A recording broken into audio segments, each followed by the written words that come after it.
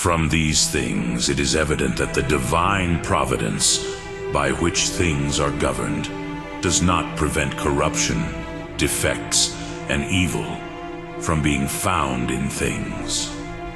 For the divine government by which God works in things does not exclude the operation of secondary causes, as has already been shown. Now it happens that a defect in the effect results from a defect in the cause of the second agent, without there being a defect in the first agent. And as a man whose motive power is strong, he happens to limp, not because of a lack of motive power, but because of the curvature of the pipe.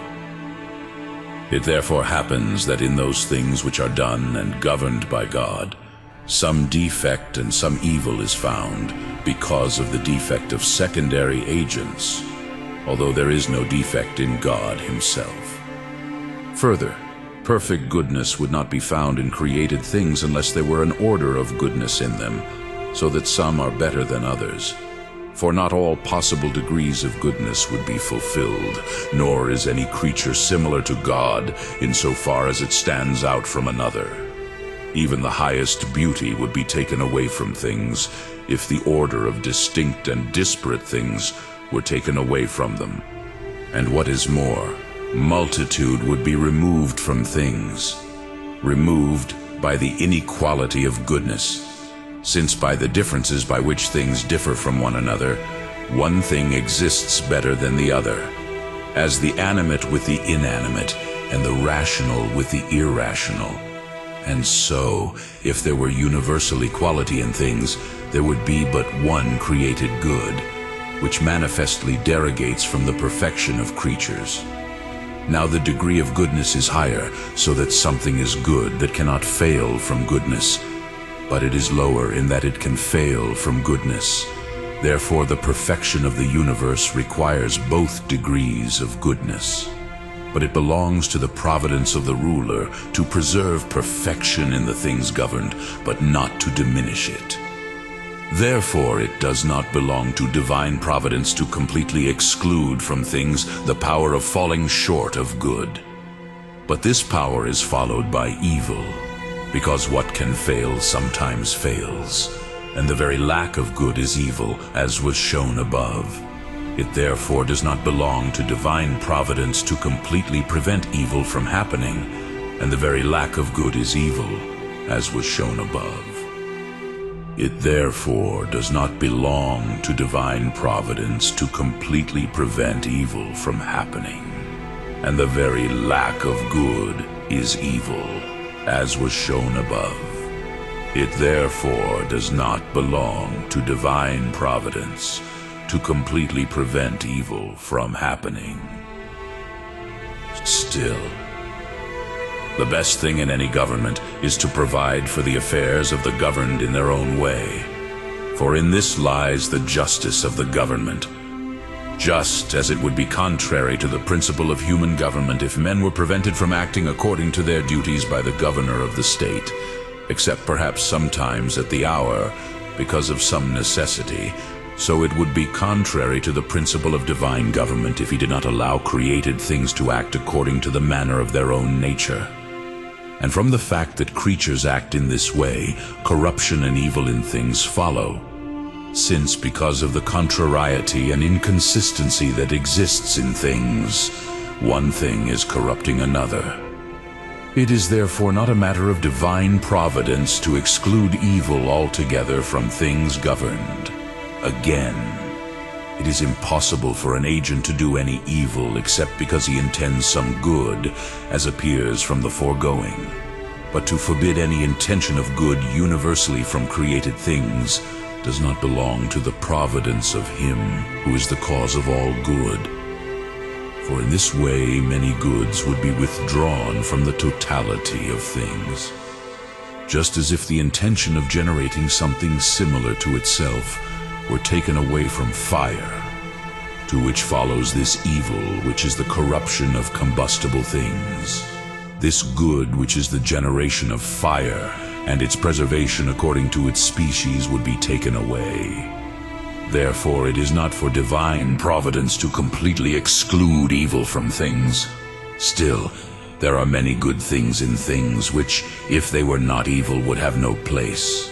Just as there would be no patience of the just if it were not for the malice of the persecutors, nor would there be room for justice to be avenged if there were no offenses. Even in natural things there would not be the generation of one unless it were the corruption of another. If, therefore, evil were totally excluded from the totality of things by divine providence, the multitude of good things would also have to be diminished. This should not be the case, because good in goodness is more virtuous than evil in malice, as is clear from the foregoing. Therefore, by divine providence, evil must not be completely excluded from things. Further, the good of the whole takes precedence over the good of the part. It therefore belongs to a prudent pilot to neglect any lack of goodness in a part, so that there may be an increase of goodness in the whole, just as an artist hides the foundations under the earth, so that the whole house may have stability.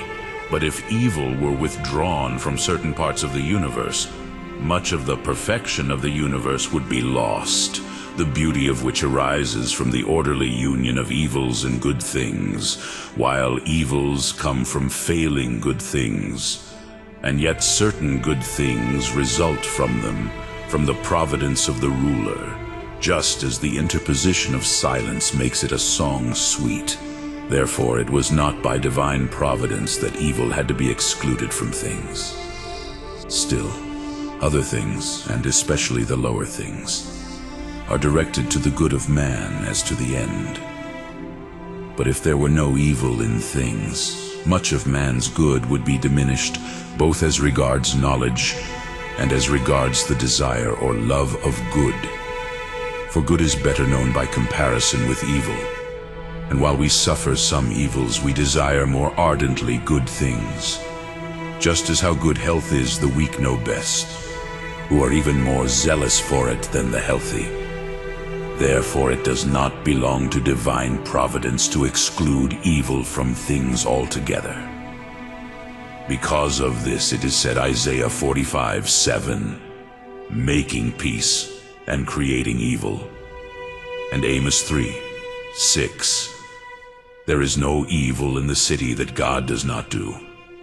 By this, however, the error of some is excluded, who, because they saw evil happening in the world, said that there was no God.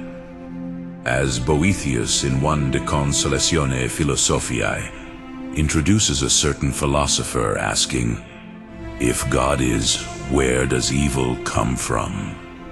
But it would be argued on the contrary.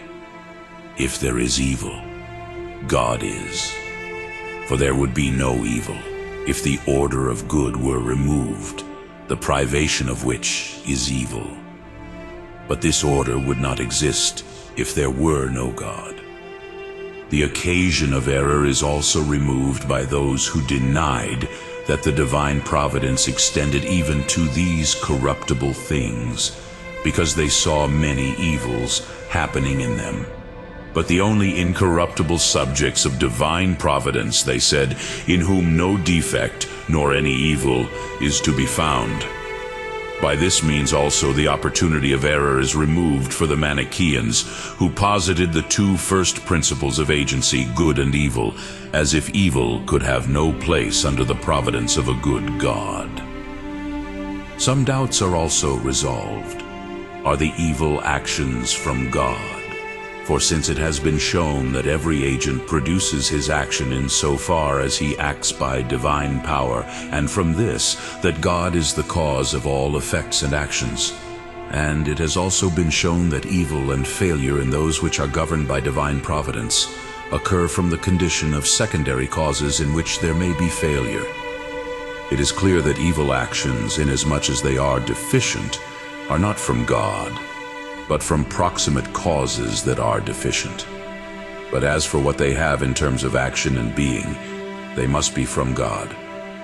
Just as lameness is due to motive power insofar as it has motion, but insofar as it has deficiency, It is due to the curvature of the leg.